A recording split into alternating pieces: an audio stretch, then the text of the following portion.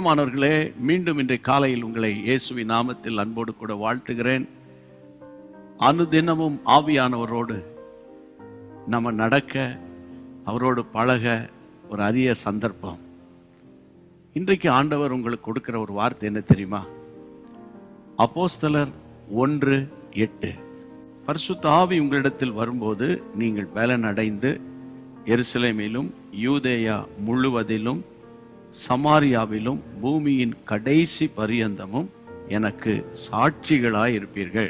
இந்த நாளிலே நீங்கள் ஆவியானவரோடு கூட நடக்கும்போது, அவரோடு பேசும்போது, உங்கள் சொந்த அலுவல்கள் வேலைகள் எதுவானாலும் செய்யும்போது கர்த்தர் உங்களுக்கு கொடுக்கிற ஒரு பெரிய ஆசீர்வாதம் ஆவியானுடைய துணையோடு கூட. அது என்ன? சாட்சி உள்ள ஒரு வாழ்க்கை.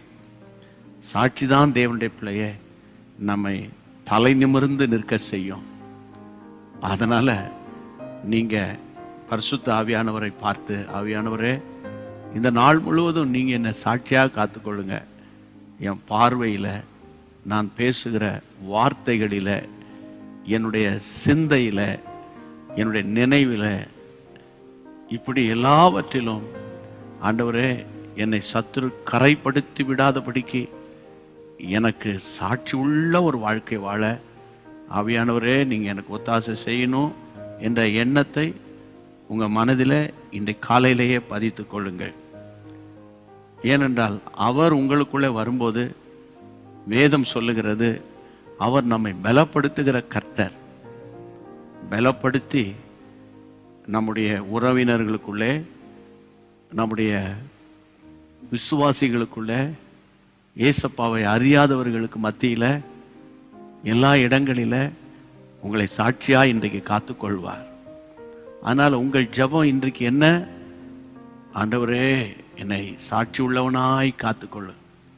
ஒருவரும் என்னை குற்றம் சாட்டி விடக்கூடாது. ஒரு குறையும் என்னிடத்தில் காணக்கூடாது அப்பா. அன்றைக்கு தானியேலிடத்தில் ஏதாயில் குறை இருக்குமான்னு என்று ஆராய்ந்தார்கள், ஒன்றும் காணப்படவில்லை. ஆகவே இந்த நாளில் ஆண்டவர் உங்களை சாட்சியாய் காத்துக்கொள்வார். பரிசுத்த ஆவியானவர் உங்களோடு கூட இருந்து உங்களை சாட்சி உள்ளவர்களாக உங்களை வைப்பார் என்பதில் எந்த விதமான சந்தேகம் இல்லை. அதே நேரத்தில் சாட்சியில் 2 வகை இருக்கு. சாட்சி சொல்வது, ஏசப்பா பற்றி சொல்லுங்க அப்படின்னா, ஆண்டவர் என்னை ரட்சித்தார், என்னை ஆசீர்வதித்தார், எனக்கு அற்புதம் செய்தார் என்று நீங்கள் சொல்வது, அது சாட்சியாய் அறிவிப்பது. ஆனால் இன்னொன்று இருக்கு, அதை விட மேன்மை, சாட்சியாய் வாழ்வது. எல்லா சூழ்நிலையிலும் உங்களுடைய பரிசுத்தத்தை காத்துக்கொள்ளணும். எந்த நிலைமையிலும் மனரம்யமாக இருக்கணும். எப்போதும் நான் கர்த்தருடைய பிள்ளை என்ற ஸ்தானத்தை நீங்கள் விட்டு கொடுக்கவே கூடாது. அதுக்காக இப்பொழுது விசேஷமாக நாம் ஜெபிக்க போகிறோம்.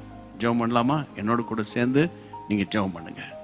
எங்கள் பரிசுத்தமுள்ள நல்ல தகப்பனே, இந்த நாளிலும் உடைய பிள்ளைகளுக்கு ஆண்டவரே நீர் கொடுக்க போகிற பெரிய ஆசீர்வாதம் சாட்சியுள்ள ஒரு வாழ்க்கை. பேச்சில், நினைவில், சிந்தனையில், எண்ணங்களில, எல்லாவற்றிலும், போக்கில், வரத்தை, உடையில், ஆண்டவரே எல்லாவற்றிலும் உடைய பிள்ளைகள் உம்மை பிரதிபலிக்கட்டும் அப்பா. சாட்சியை கெடுப்பதற்கு சாத்தான் ஏதாயில் ஒரு தந்திரம் என்ற அம்புகளை ஏயும் போது நீர்தானே உடைய பிள்ளைகளை பாதுகாத்து கொள்ளணும். சத்துருவின் கண்களுக்கு விலக்கி காத்துக்கொள்ளணும்.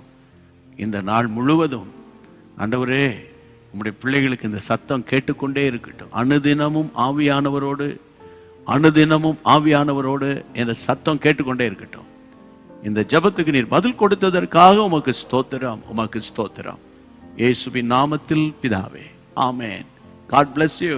அன்பான தேவனுடைய பிள்ளைகளே, இச்செய்தி உங்களுக்கு மிகுந்த ஆசீர்வாதமாக இருந்ததென்று நாங்கள் நம்புகிறோம். தொடர்ந்து எங்கள் செய்திகளை கேட்டு கர்த்தருக்குள் ஆசீர்வதிக்கப்பட ஜீசஸ் மீட்ஸ் மினிஸ்ட்ரீஸ் என்கிற எங்கள் யூடியூப் சேனலை சப்ஸ்கிரைப் செய்யுங்கள். மேலும் உங்கள் ஜெப உதவிக்கு எங்களோடு நீங்கள் தொடர்பு கொள்ள வேண்டிய தொலைபேசி எண் 9842252836 மற்றும் 7299546363. Email gpsrobinson@hotmail.com. கர்த்தர் உங்களை ஆசீர்வதிப்பாராக.